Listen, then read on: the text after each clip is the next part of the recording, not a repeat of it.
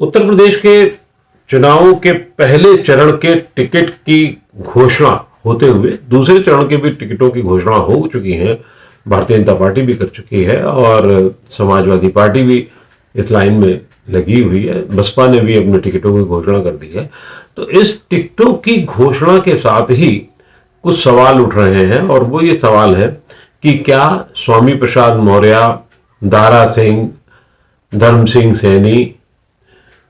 के उठान थे या के पाला बदल थे कुछ जो फर्क समाजवादी पार्टी ने उठाने की कोशिश की थी, क्या वो अब उसका अंतर जो बढ़ाया गया था वो खत्म हो गया है, कम हो गया है, या उस पर अब और ध्यान नहीं दिया जा रहा है। ये बड़ा रोचक है कि जिन, मैं इन्वर्टेड कामा में कह रहा हूं, छोटे नेताओं से, अपेक्षाकृत छोटे नेताओं से के सहारे एक बड़ी तस्वीर पेश की जा रही थी, वो तस्वीर भी अब धुंधली पड़ती चली जा रही है। धुंधली इसलिए पड़ती जा रही है, चंद्रशेखर आजाद प्रमुख नेता हैं, वो उनको समाजवादी पार्टी संभाल नहीं पाई। माना यह जा रहा था कि कुछ सीटों पर लेकर के उनको एक जगह दे दी जाएगी, और क्योंकि चंद्रशेखर आजाद जो है वो पश्चिम से आते हैं और पश्चिम में भारतीय बहुजन समाजवादी पार्टी का एक बड़ा असर है, और उस असर को काट करके वहां के वोटर को वो समाजवादी पार्टी में ट्रांसफर करा सकेंगे, और इसलिए ये एक बड़ी गणित मानी जा रही थी। आप कह सकते हैं कि चंद्रशेखर ने कभी भी चुनाव उस तरह से नहीं लड़ा, उनकी पार्टी अपेक्षाकृत नहीं है, लेकिन रणनीतिक लिहाज से चंद्रशेखर की जो पकड़ थी या पकड़ है अभी भी, वो इन नेताओं से जो पहले भारतीय जनता पार्टी से समाजवादी पार्टी में गए हैं उनसे काफी कुछ बड़ी नजर आती है, और जमीनी तौर पे ज्यादा बड़ी नजर आती है। परसेप्शनली आप कह सकते हैं कि स्वामी प्रसाद मौर्य 30 साल से चुनाव लड़ते रहे हैं, लेकिन स्वामी प्रसाद मौर्य या धर्म सिंह सैनी या और दारा सिंह, ये सब नेता सब घाट का पानी पी चुके थे, और इनकी एक विशेष वर्ग में एक पहचान होने के साथ साथ, और उन्होंने सही समय पर सही जगह पर अपना दांव खेला और वो जीतते चले गए। लेकिन यहां चंद्रशेखर का जो मामला था वो एक पूरे के पूरे वर्ग को स्थानांतरित करने का मामला था। अगर ये ऐसा हो जाता तो फिर आखिर क्या वजह थी कि समाजवादी पार्टी चंद्रशेखर आजाद को अपने पाले में नहीं कर पाई। शुरू में 6 महीने तक पूरी बातचीत होती रही कि हाँ साहब, इनको ये मिलेगा, वो मिलेगा, वगैरह दिया जाएगा, मान मिलेगा, सम्मान मिलेगा, लेकिन जब आखिरी वक्त तक आते आते उनको सिर्फ 1 या 2 सीटों पर समेटने की बात की गई, और वो उनको बर्दाश्त नहीं हुआ। वो अपेक्षा कर रहे थे कि 1 दर्जन सीटों पर उनको मिल जाएगा, तो 1 दर्जन भी नहीं मिलता, 8 पे मिल जाता, 6 पे मिल जाता, लेकिन वहां पर क्योंकि समाजवादी पार्टी ने अपना जो अम्ब्रेला है, जो अपना छाता है, वो काफी उस अपने छाते में काफी लोगों को रख लिया था, और संभावनाएं उनके लिए बहुत बंद हो गई थी। और कल जिस तरीके से चंद्रशेखर आजाद ने उसका विरोध किया वो अपने आप में काफी महत्वपूर्ण है, और वो एक जो समाजवादी पार्टी के पक्ष में बनाने की, हवा बनाने की कोशिश थी, उसको धीरे धीरे उसकी हवा निकालने की ओर था, जिसमें अपने आप में भारतीय जनता पार्टी का कोई हाथ नहीं है। तो चंद्रशेखर आजाद के जो उनके पक्ष में थे वो उनके पक्ष से निकल कर आ गए हैं, और जब किसी पक्ष से कोई आदमी निकल के आता है तो हमेशा दूसरे पक्ष का उसको फायदा होता है। और इसी तरीके का एक फायदा एक ऐसे नेता के तौर पर माना जा रहा है जिनका नाम इमरान मसूद है। और इमरान मसूद अपने आप में कोई बहुत बड़े नेता नहीं है, लेकिन उन्होंने अब पर्सनली अपने आप को एक वर्ग का एक बड़ा नेता बनाने की कोशिश की और उसमें कामयाब भी रहे। कांग्रेस के साथ रहे, समाजवादी पार्टी के साथ रहे, बसपा के साथ रहे, कहाँ नहीं रहे वो सब एक अलग कहानी है। हाल तक कांग्रेस में थे और कांग्रेस ने उन्हें बहुत अच्छी पोस्ट भी दे रखी थी, लेकिन विधायक बनने का या सांसद बनने का उनका सपना लगातार टूटा रहा। पहली बार जरूर बहुत कम उम्र में जब वो 2007 में जीत गए थे, उसके बाद से लगातार उनको हार मिली है, चाहे लोकसभा का चुनाव रहा हो या विधानसभा का चुनाव रहा हो। लेकिन इमरान मसूद को अभी तक, आज शाम तक मान लीजिए आप, उनको समाजवादी पार्टी में वो चले जाने के बाद भी उनको संभाल नहीं पाई है। और क्यों? क्योंकि उनको जहां से वो चुनाव लड़ना चाहते थे, नकुड़ और बेहट, मूल रूप से वो बेहट से चुनाव लड़ना चाहते थे, और नकुड़ में वो जानते थे कि वहां से लड़ पाना मतलब आसान नहीं होगा, क्योंकि धर्म सिंह सैनी से वो पिछली बार हार गए थे और धर्म सिंह सैनी समाजवादी पार्टी में अभी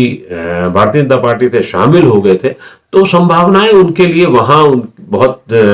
कम हो गई थी उस सीट पर लड़ने की। लेकिन बेहट में ये माना जा रहा था कि वो वहां से चुनाव लड़ सकते हैं, लेकिन वहां पे भी उनकी संभावनाएं खत्म हो गई जब उमर अली को समाजवादी पार्टी ने टिकट देने का फैसला कर दिया। इन दो जगहों से झटका पाने के बाद में उनको ये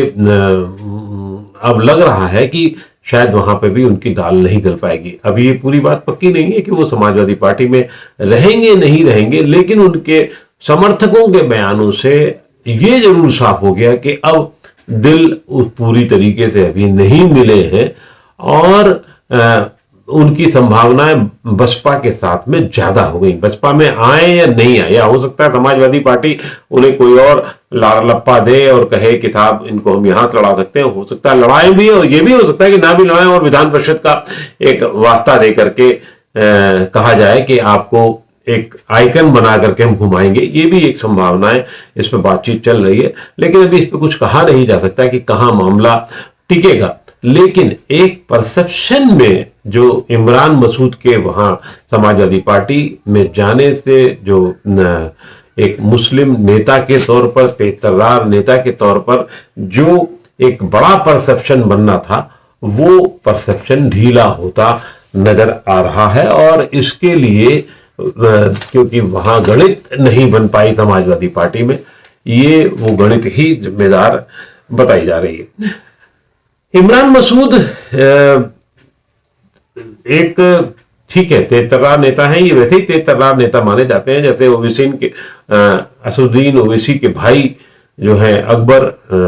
जिस तरीके के बयान देते रहे वैसे ही है। 2014 में इन्होंने प्रधानमंत्री नरेंद्र मोदी के खिलाफ में बहुत विस्फोटक सा बयान दिया था, लेकिन वो बात दूसरी कि वो वहां पर उस चुनाव को भी हार गए थे, और हारने में के बाद उनकी छटपटाहट बरकरार है, लेकिन उनकी छवि जरूर एक आक्रामक नेता की बन गई है। तो इसलिए इमरान मसूद भी अगर सपा से छिटकते हैं तो इसका नुकसान सपा को ही होगा, भारतीय जनता पार्टी को नुकसान होगा, फायदा होगा ये वही होगा कि एक का माइनस होगा तो किसी एक का प्लस होगा, कैसे भी प्लस होगा वो दूसरे का ही प्लस होगा, तो उनका प्लस हो सकता है, जबकि सीधा भारतीय जनता पार्टी से इसका कोई लेना देना है नहीं। बसपा में भी वो जाएंगे तो उनके सामने बहुत सारी चुनौतियां होंगी, और जो आसान नहीं होगा इमरान मसूद के लिए वहां रह पाना। जहां तक बसपा का सवाल है, पहले चुनाव के पहले और दूसरे दौर में भारतीय बहुजन समाजवादी पार्टी, मायावती की जो पार्टी है, उसको अभी तक बहुत सारे लोग अंडर एस्टिमेट करके देख रहे हैं, उसका सही मूल्यांकन नहीं किया जा सकता। ये ध्यान में रखा जाना चाहिए कि पिछली बार जो वोट समाजवादी पार्टी और बसपा को मिले थे, अगर आप देखेंगे तो बसपा को सीटें भले ही कम मिली हो, लेकिन वोट परसेंटेज ज्यादा मिला था, 22.2% था। समाजवादी पार्टी को इससे कम था। आज हालात बदल गए, थोड़ा समाजवादी पार्टी के साथ में हो सकता है कि वोट और आ जाएं और जुड़ जाए उसका, और बसपा के साथ ना जुड़े, लेकिन उसका एक वोट बैंक अपने तरीके का अलग रहा है, जो आज भी इंटैक्ट में है, और ये वोट बैंक अगर वहीं रहता है तो इसका फायदा किसको होगा ये भी देखने वाला है, या इसका नुकसान किसको होगा। क्या अगर बसपा का पश्चिम में ही ज्यादा बड़ा प्रभाव है तो पश्चिम में क्या बसपा का वोट बैंक जो है वो भारतीय जनता पार्टी के लिए सहायक होगा या समाजवादी पार्टी के लिए। क्या जो अल्पसंख्यक समुदाय है, जो बसपा का एक बड़ा वोट बैंक रहा है, जाटव हरिजनों में एक जो बड़ा वोट बैंक रहा है, वो वहीं पर रहेगा, या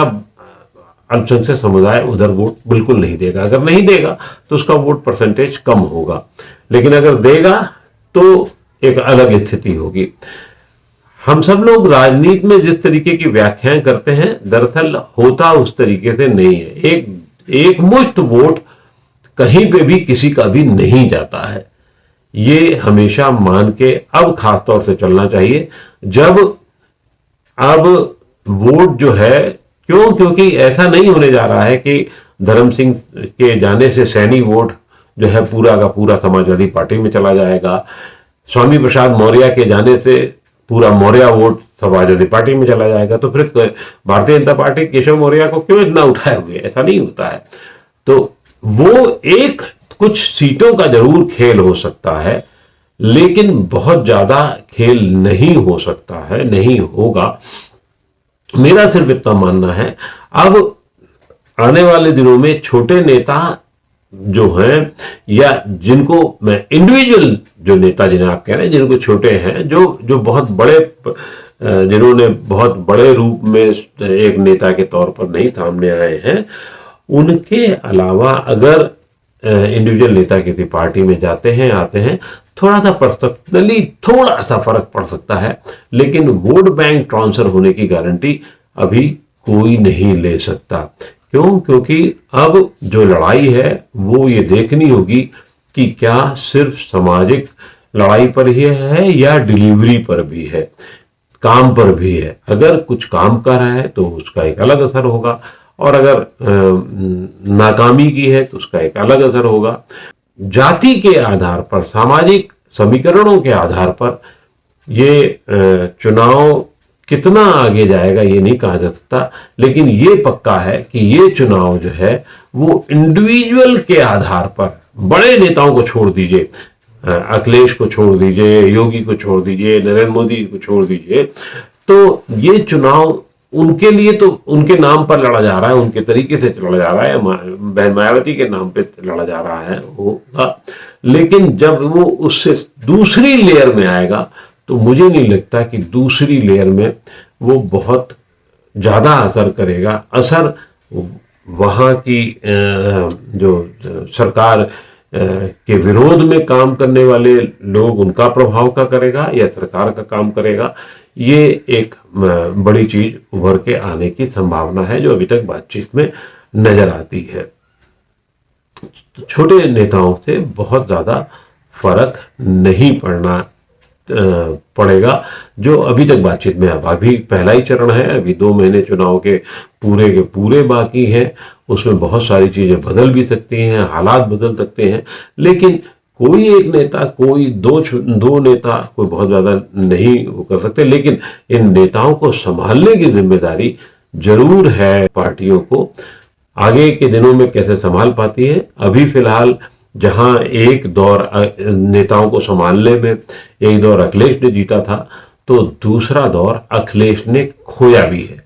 पाया नहीं है। भारतीय जनता पार्टी ने पाया नहीं है, लेकिन अखिलेश ने खोया नहीं है। भारतीय जनता पार्टी के पास अर्पणा यादव आ जाए तो कोई बहुत फर्क नहीं पड़ने वाला है। वो हो सकता है आपको, जब तक ये वीडियो आए तो हो सकता है ये आपको खबर सुनाई पड़े कि अर्पणा यादव भारतीय जनता पार्टी में आ सकी, लेकिन वो घर की भारतीय जनता पार्टी उसकी खुशी मना सकती है, लेकिन उससे भी बहुत फर्क नहीं पड़ने जा रहा है कि अर्पणा यादव भारतीय जनता पार्टी में आ जाए। मेरा पूरा मानना है इन छोटे नेताओं से